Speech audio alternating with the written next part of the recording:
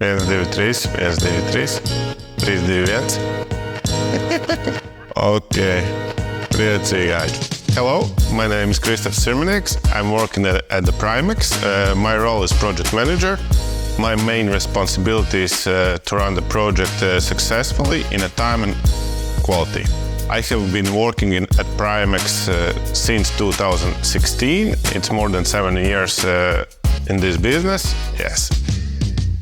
If you ask me with what food I compare PrīmX, I can compare the PrīmX with a cake.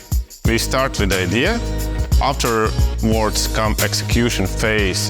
It's like base or platform for the rest involved parties to continue envelope the building. And the rest part comes afterwards for final users, end users and contractors who made the topping of the cake and finalize this product. I'm early bird and this is the time when I can spend the time for myself. My hobbies is fishing and cooking. It's time when I can spend time for my family and friends and get rest from the daily working routines. The best thing what I like in PrīmX is daily challenges and the persons what I can meet on a daily basis. I think my superpower is keep calm in different challenging situations and look from the perspective how to solve them.